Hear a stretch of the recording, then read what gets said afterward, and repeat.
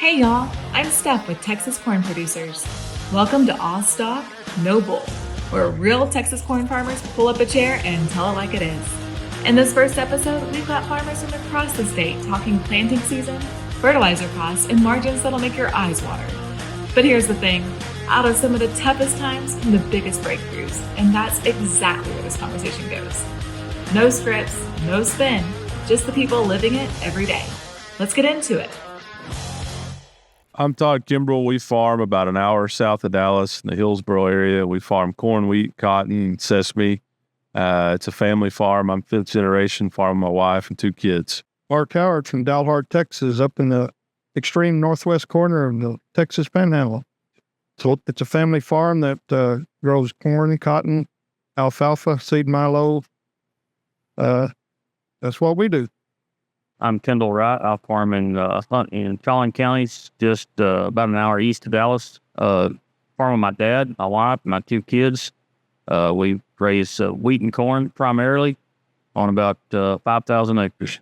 And I'm David Gibson. I'm the executive director with the Texas Corn Producers Board and executive vice president of our association. It's good for us to sit here and chat. I know just prior to beginning here, we're talking about some things about planning and the different stages that you're in already. We might kind of begin with Todd. He's the further south of here, and where his stage is, a little bit about the weather, maybe what's happening with your crop. So we jumped out and planted corn earlier than we've ever planted in my whole career. Maybe ever in our area. I don't know if it's the earliest, but pretty close. So we jumped out there early. Conditions were good. Planted early. Got it off, and smoking looked as good as it's ever looked. And then we had a frost and a light freeze, set some of it back. We did get thinned out in spots, but after all the evaluations, I think in less than 5% got thin. So there wasn't enough to replant. So we're going to roll with it. Today, the corn looks beautiful. I mean, on early April, it's probably the largest corn I've ever had and looks as healthy as I've ever had on that early stuff. The late stuff's looking good too. We were getting dry, caught a very timely rain. I mean, things are off to a pretty good start right now. So lucky, I guess, on that early stuff. So I had some neighbors that weren't so lucky that had to replant a bunch. So it was a risk reward. The earlier we get it planted, it's a hedge against the heat. We know the heat's coming in the summer for us. So earlier we can get pollinated and grain fill started before the heat, the better we are. I'm basically in the same boat as Todd is. I planted corn on February the 12th, which I have never, ever even heard of somebody doing that where we're at. I didn't plant much, but a little. I was going to set the planter and got a little carried away. But we got a rain after that, and I started back February the 20th-ish, and man, we flew through that corn quick. Like I said, we got it all up, looking good, got that late freeze. That early corn, I lost I got like 130 acres planted. I lost about 40 acres, and the frost had to replant. And then we got hot and dry on our black land there where I'm at, and it dried that ground out so fast that it got a real hard crust to it. And we developed something I've never seen. I've heard of it, but never seen, which is rootless corn syndrome. And, man, it's pretty rough right now. Corn's hard to look at. It's laying on the ground. We got another rain just a couple of days ago, 2.5 inches. And everybody tells me it's going to pop back up. But, man, I'm sweating it. And all my neighbors are, too, because every acre up there is the same way. Yeah, I've seen it once. The brace roots don't have any moisture to attach to, so it just flops on the ground in the wind. We had it happen one time, but it ended up being okay in the end. It's really hard to look at it. Like it looks really sick, tough, man. But in the end, in my experience, we got rain and actually had a good crop out of it. So it's very hard to look at. Well, I hope you're right. There's a lot of nervous farmers around Collin counties right now. So one thing y'all didn't mention, the two of y'all especially, did you have any feral hog problems when you planted this time? Yes. Actually, our feral hog problem is down from what it has been in the past. But like this year, I had a farm that I've never had feral hogs on, so I didn't check it. We do our own hog killing. I didn't check it. They eat the whole. It was just a small farm, 22 acres, but they smoked the whole farm. It's all gone. I had to reclamp that. I've got one other farm that I've replanted 4 times, part of the farm 4 times, and we've been killing pigs off it every night. Matter of fact, I got 2 guys there covering for me tonight because I'm here. But yeah, we're still fighting hogs. Absolutely. It's still. That was my experience. So, my general experience is we think we're good, and they'll pop up in a place we've never seen them. That seems to happen nearly every year, at least every other year. They'll pop up in the most unexpected place, and it really catches you by surprise. So that's a tough one to manage because you never know where they're going to pop up. The farm that got eat up this time is there's a church on one side and then surrounded by houses, and Highway 380 is a frontage. Why would you have pigs there? I never have had them there, and now all of a sudden they're there. There's no pattern or rhythm. You can't outguess them. You know, that's one thing that through the board and association we'd work to get some federal assistance to help with controlling those. And we haven't let Mark chime in, but even where he's at, there was, and he'd talk about his operation a bit more, but Pelham County even had a feral hog Quick, they are going issue. So it's a statewide thing. Go ahead, Mark. It is. It's amazing.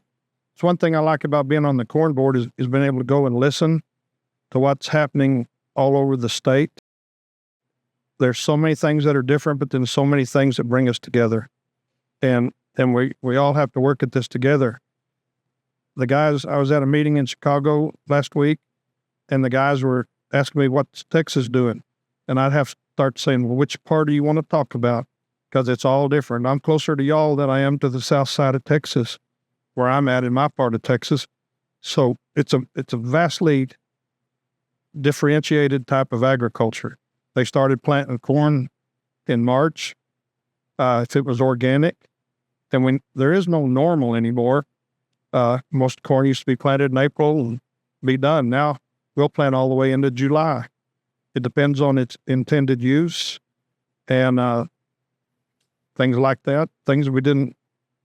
It's just been big changes through the years.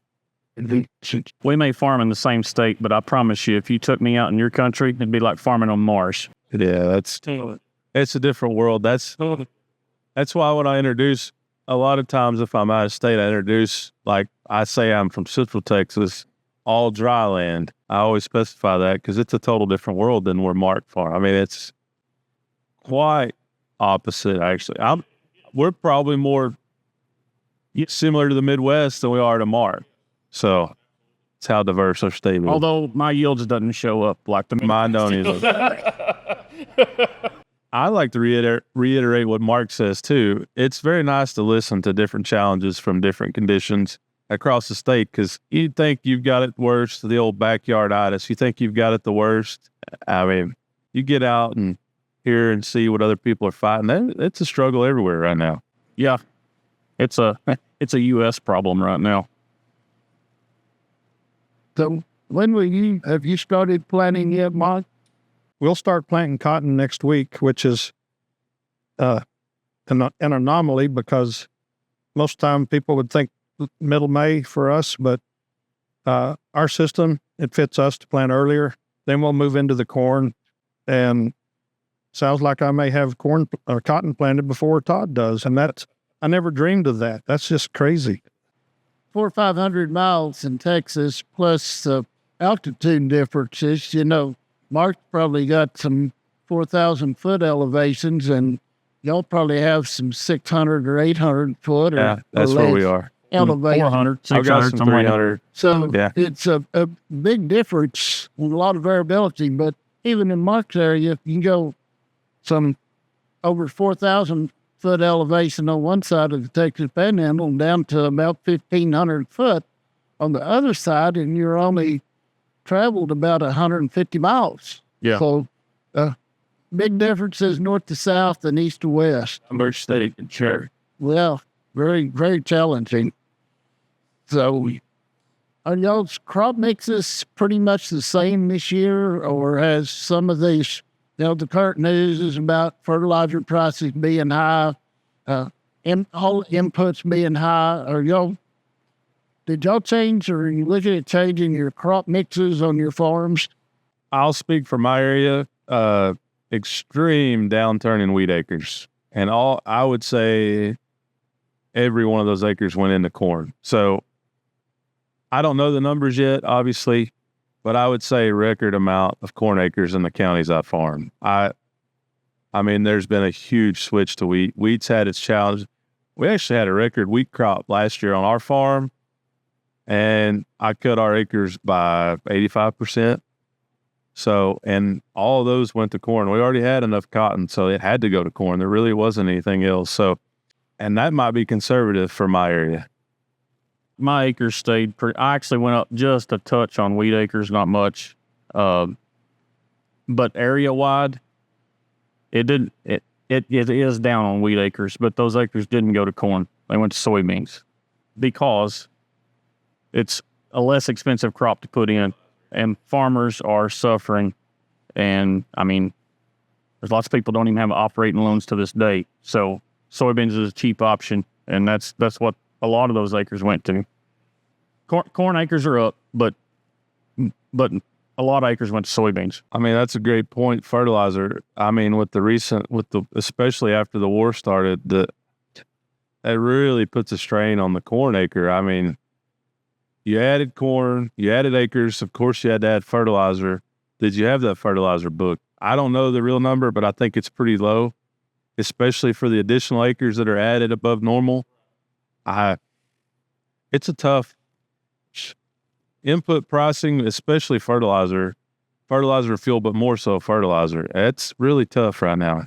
Mark, what are you seeing up in your part of the state? Personally, we've been 50-50 corn for forever and a day. This year, we start making our plans for the upcoming crop year just as soon as the silage choppers are leaving the field, or the cotton strippers. We don't have a dead time. It's what are we going to do? We got to get everything going. And so back in August, September, we were looking at the price of fertilizers and the price of the commodities, and we kind of broke from our normal rotation. We added 30% of our acres to cotton over what it normally is, and the corn acres are probably at a historical low for us. When I heard the March 31st acreage report, I thought they got it wrong on cotton in the United States being up 400,000 acres, but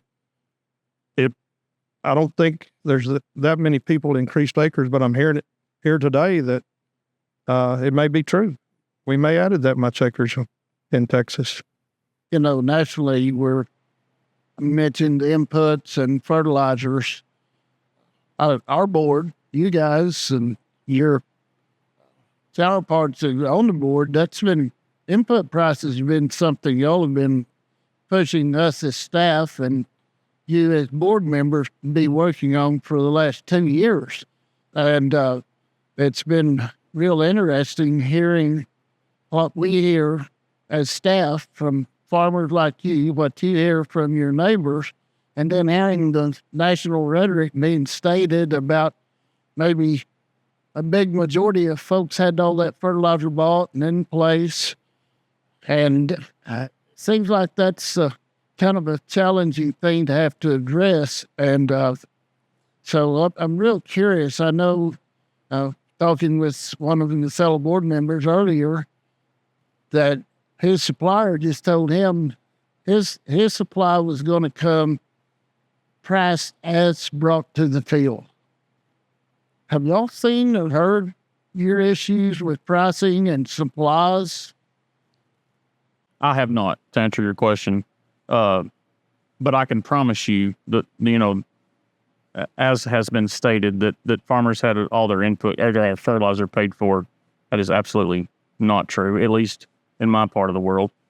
As I said before, there are producers, good producers also, that are hurting so bad that they don't even have their funding locked up for this year So I can promise you they don't have their fertilizer paid for.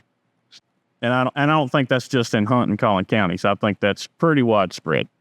It's a dire situation. I mean, the ratio of fertilizer price to price of corn bushel is the highest it's ever been. And I mean, I think ever, for sure, since I've been in business. But I mean, that kind of says it all. That shows the strain. And that's just one thing. Granted, fertility is on a corn farm probably the largest expense, especially all fertility combined. But I mean, that's just one part of it. Equipment, fuel, everything we're touching is way more expensive than it was even just 5 years ago. And commodity prices aren't, I mean, it's a strain. And like you said, David, this is not a 2025 or 2026 problem. Just for an example, in 2023, I'm 47 years old. I've been farming literally my whole life. I've had skin in the game since 2002. I've become full partner with my dad. In 2023, we made the best corn crop I have ever even heard of, much less seen. I mean, yields that, I mean, they're I-state yields. That year, I know I paid $700 a ton for some nitrogen. We broke even. That's embarrassing to sit here and tell you. I broke even on the best. And by the way, corn prices that year, I know I got $6 plus per bushel. And I broke even. And that's not due to, I'm not running a brand new set of equipment. I don't have anything new. It's not bad management. It is pure the input costs that are killing us. All of us. I heard Mark at a meeting, being on a panel, and I'll just kind of ask him he talked about his data collection that he does and how he looks to the future. Tell us what you've seen in your career, maybe the last 10 or 12 years coming up to now, Mark. I think at that meeting that you're talking about, they also asked, what keeps you up at night? And what keeps me up at night is thinking about the generations that need to follow behind us. There's some great guys. You guys are doing a wonderful job. Right. But the deck is stacked. There's 2% of us tasked with growing the food and fiber for 98%, the other 98% of the country. And we're doing it selling our products wholesale when every input you can think of is sold to us at retail. And they're in such a squeeze. How do you inject enough optimism to keep the younger generations coming back? Somebody has to, when we start talking about price supports, farm safety nets, things like that, the future in any industry you want to talk about is to increase in size, to increase in volume and scale, to try to accomplish stability and growth. But at the very same time, when we can't capture the market prices we need to make it all worthwhile, and we're dependent on the farm safety net, it doesn't matter what size you're at, really. You're eventually going to have trouble with payment limits. And you start realizing part of your farm's not covered by any kind of safety factor. And I know I kind of strayed off your question, but that's where my mind's been going all day. We've got to work, as always, through commodity boards and organizations in strengthening the future for our upcoming generations who's going to feed everybody. And there's got to be a drastic change. Now, I do remember they did ask you that, what keeps you up at night? And that's probably, I'm getting that spot in my life that my son's back. We're not really farming. We've got livestock, but I still wake up at night thinking, how do we make this sustainable? And the data collection you're talking about, the younger generation is superb and they have so many options on where to gather data and get it. We just have to make sure we get everything, we look at it all, we analyze it carefully and make the right choices. We don't get any chances to make too many problems, too many Bottom mistakes. line is something's got to give soon. And when I say soon, I mean really soon, because the math won't math right now. Somebody correct me if I'm wrong. That's what I worry about is the next generation. I mean, the struggle we're in right now, it's hard to want to encourage that both of my kids are involved and want to farm and want to be completely involved. And just looking down the road, it's hard to be encouraging to that. I mean, and then the old cliche, I say it's cliche, but it's real. The real mental stress of, hey, I'm fifth generation, my kids will be sixth.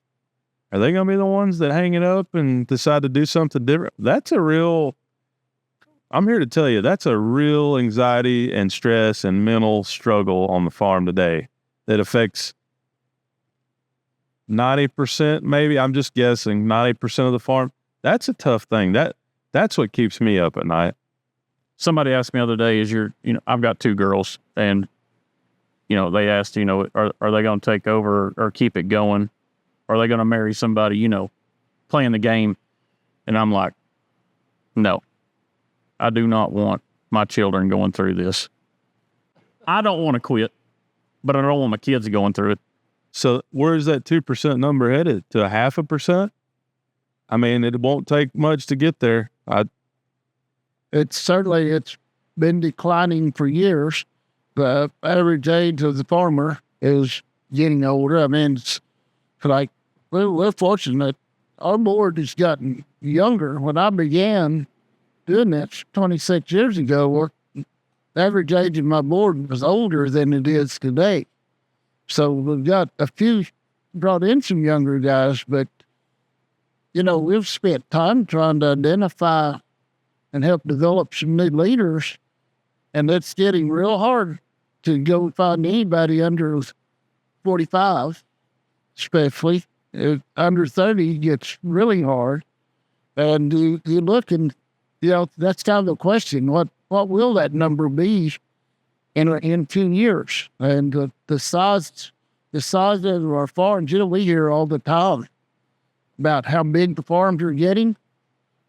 Or if they didn't get big, who's going to be working that land? Yeah, and what does that look like? Yeah, what? That gets, if you think that, or I do think that through, that gets scary. You've got very few people controlling, in my opinion, the ultimate backbone of a country, any country, is agriculture. That gets scary in a hurry. We're dealing with a lot of thoughts that were developed back when, used to be 90% of the population farmed.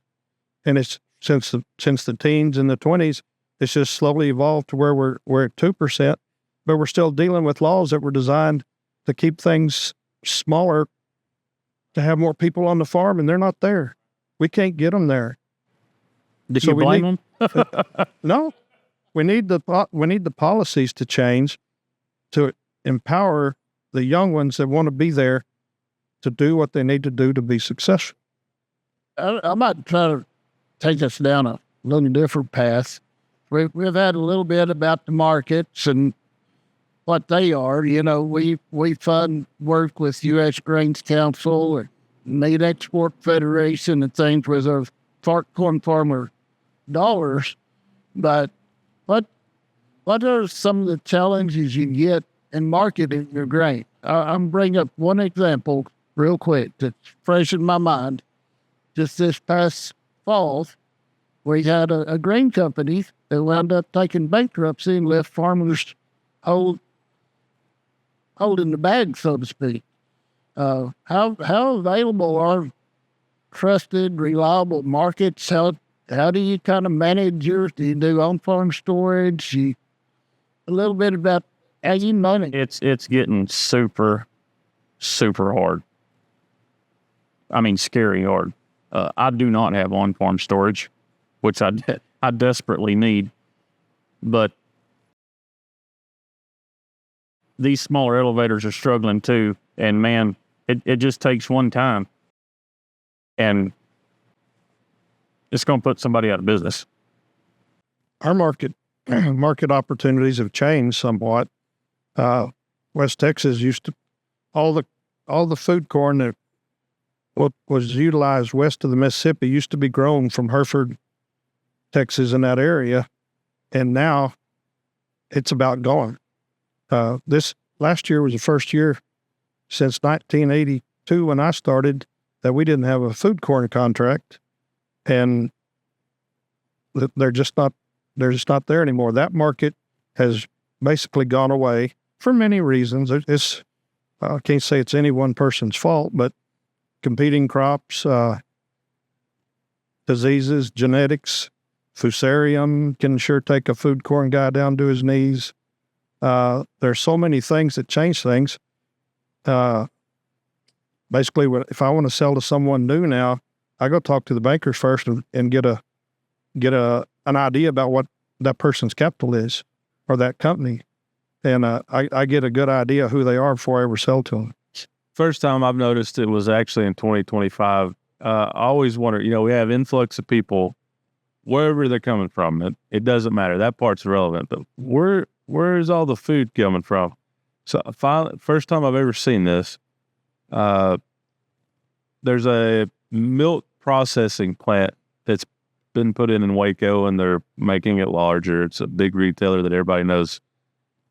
Well, that's caused the dairies to the west of us to increase in size.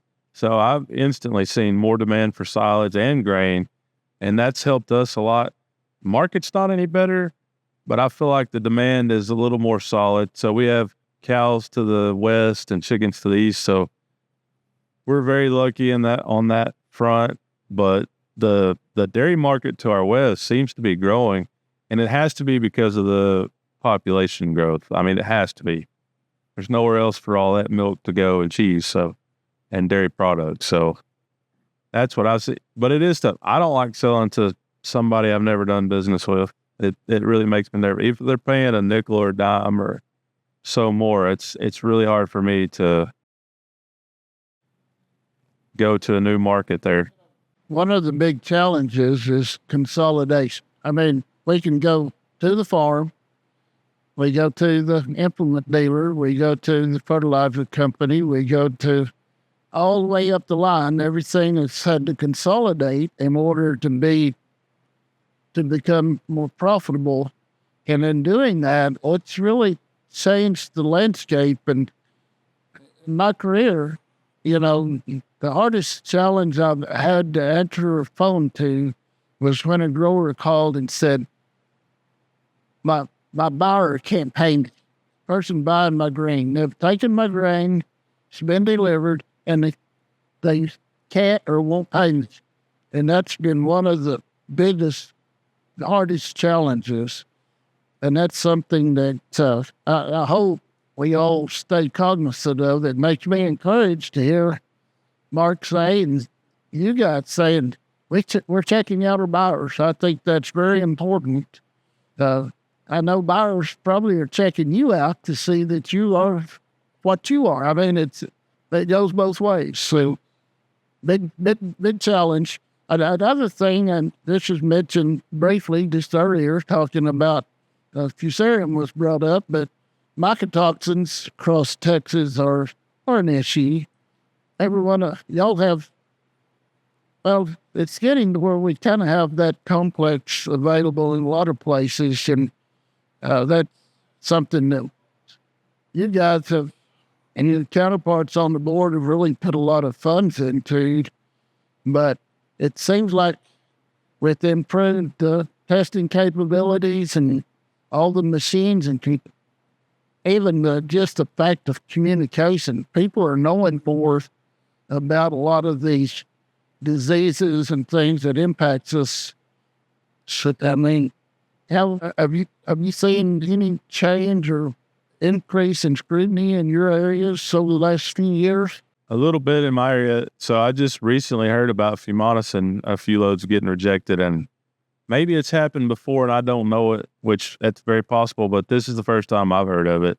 Not very large scale, but a little bit's happening. And I mean, gosh, we go back to aflatoxin days. I had to quit growing corn for 2 years because of aflatoxin.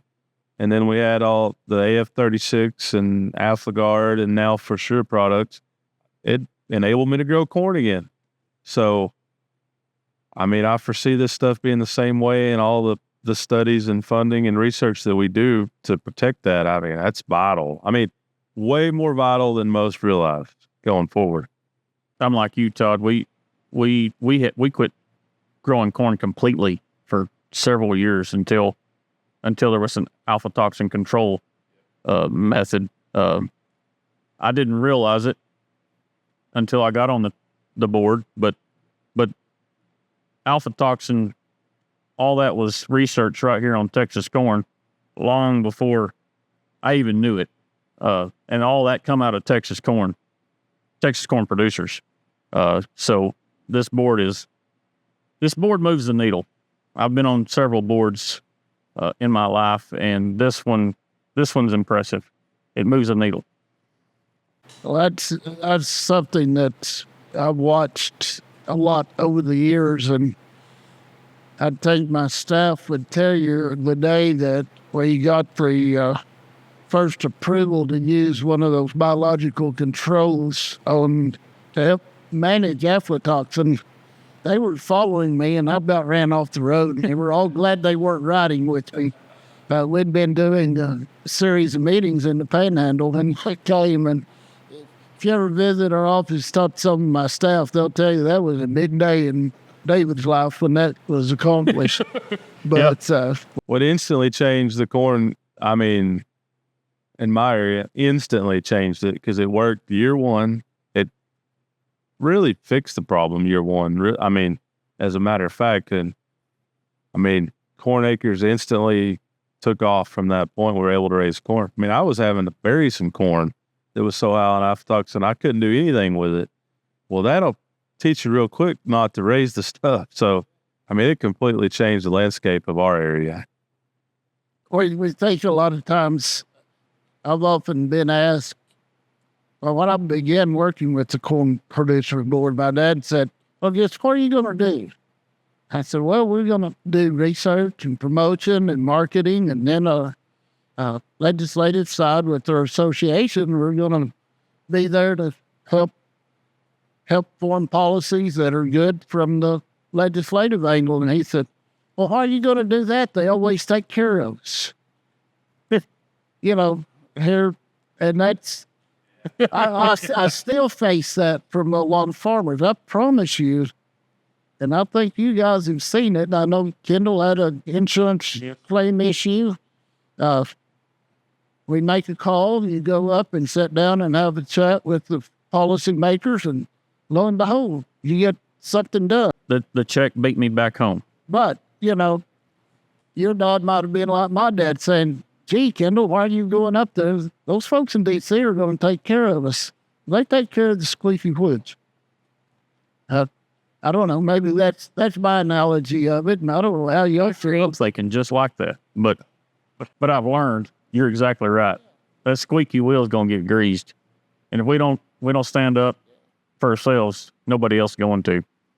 It's so important for us to have farmers.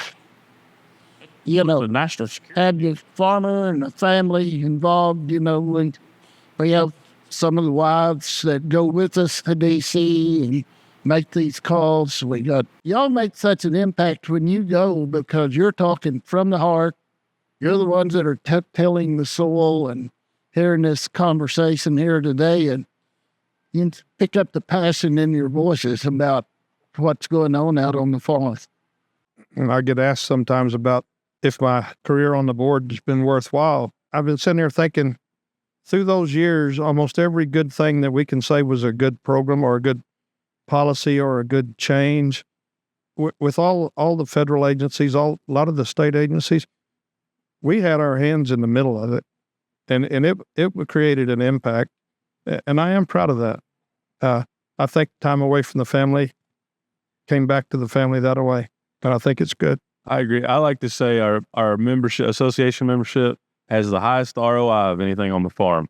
I truly believe that. I've mentioned that several times, but I really do believe that. Like, those dollars are so well spent and to put into action that gets returned right back to the farm. that most of our neighbors don't realize. That's okay. That's okay. But that ROI is extremely high, in my opinion, on what we do. It has a direct impact on the farmer. Direct. And you're right. Most of them don't even realize it. But again, that's okay. It doesn't matter. It doesn't. As long as it's getting done. That's right. Spent a lot of time in FSA offices explaining to the guys in line waiting what they're seeing. You know, there has to be a lot of education done. Before we wrap up, and I know Todd's got some things he wants to say. I've got a neighbor, a young man, that I've been working hard trying to get him and his brother and some of the other younger guys involved. If you walked up to this young man, or he comes to you and he says, Kendall, how do you find time to do this, and why do you do it? What would you tell him? It's going to be corny, but it's the truth. It is absolute love for farming, and that's it. It's not money, because there is none right now as far as profit goes. It is the absolute love of producing a crop from seed to harvest and being a part of that. Okay, so with that being your passion, what led you to... I remember talking to you before, as I was telling you about becoming on the board, and you said, I'm not qualified. What would you say to someone? I mean, you've done a lot of things. How would you encourage this young man that he is qualified? He needs to have the time to do it. If your heart's in it, and this is what you want to do, you're absolutely qualified. You're right about that. It's just a matter of having your heart in it. And I keep saying that, but that's the truth. It's not about fame or glory or money. It's not about any of those things. It's about producing something that moves this country forward, that supports this country. I didn't serve in the military. Some days I wished I would have. This is how I serve. This is how I serve my country. This is how I serve my God, is to produce a crop for this country. I remember you told me about your education, and I told you had a PhD in farming. You remember that? Yes. You know, Yeah. if you're doing it and done it for those years, you've got the PhD. Todd, what's driven you, and what would you say to help bring in these young folks? Easy answer. Why I make time? I don't have time either. I'm way too busy, and I don't have near enough help on the farm. I'm blessed to have the help that I do, but it's to ensure the future. Without organizations like ours, and especially ours, it's a very tall order to keep our future going on to keep it going in general, period. I see fit to make time. I don't always have time, and I make sacrifices on my own farm to show up, but that's my reasoning, to ensure a future for our youth. Not just my youth, all of them, because we got to have them. And it's as discouraging as our talk has been today, we got to have them. I can remember a time before you came on the board, you were doing a pilot project with NRCS, and we reached out to you to talk about it, and I thought, this guy absolutely don't want to give up his time to stand and talk, and now I look at you and I see here he's advocating about the importance of it. Time is that's the most precious thing to me, but making time is worth every second of it. And Mark, what about you, and how are you encouraging your family to be involved? Well, I was blessed by able to farm with my dad and my brother, and they both trusted me that if I wasn't there working with them doing the hot work, that what I was doing was bringing good things back to them. And I watched my dad be a mentor to so many people, and people asking for his opinions. And it just, your kids are watching. Yeah. And as they see you serve, it'll encourage them someday to step up and serve as well. And I was just blessed to have good people with us, great employees, great family members, and we'd implement a lot of the things I brought back home. We'd tackle new challenges. If you can get off the farm a little bit, you go see a whole lot of stuff that you wouldn't have seen, and it'll come back to you. I think one of the more interesting things to me is kind of like just sitting here and visiting today is watching and seeing the expressions as folks have become involved with our board, finding out the differences within the state of Texas, what the different issues were. I think y'all referenced that earlier. My problem's the worst in the world. Well, lo and behold, everybody brings another problem that's as bad as mine. That conversation's all. Somebody's already fixed my problem, and I just got to go find it. Yes, sir. Yeah.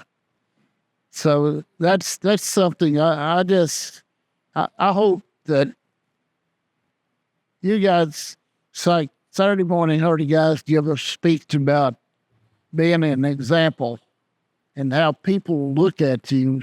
You guys are being examples to your kids and hopefully to all of your neighbors. Hopefully some of them will understand what y'all are doing. And that's one of the things we want to tell that story and help y'all tell the story.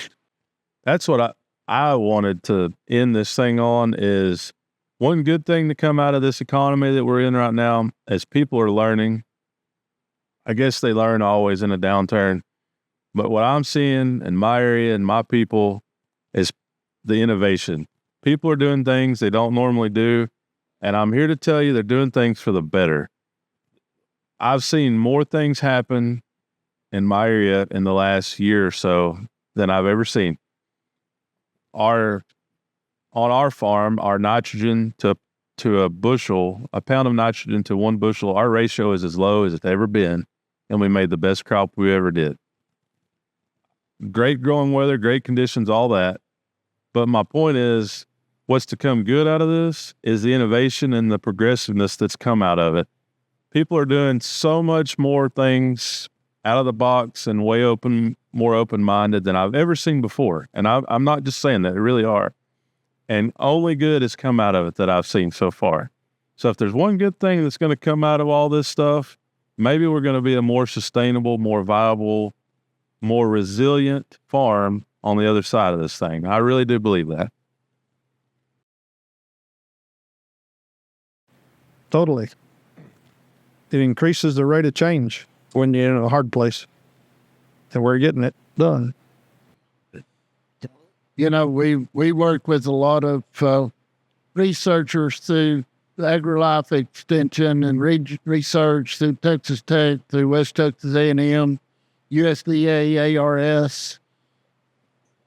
And the one thing I feel that we've really seen change in a lot of them is they're coming to farmers to see what they're doing because they've had a hard time moving with technology as fast as what the farms have moved. But I feel like some of the work, like some of you guys, some others on our board, other commodity boards have really helped bring them fast forward the last few years because of the technology and the communication that's done. I mean, we see all of y'all talking, a lot of your neighbors talking about what they're doing on their farms. And it's just amazing how fast that's changed in the last 5 I'd just say in 5 years, it's been really, really fast.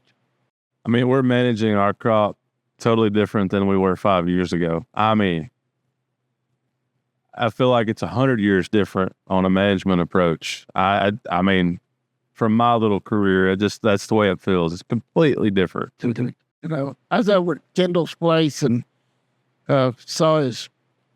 Is that your granddad's tractor that Yes. that was there?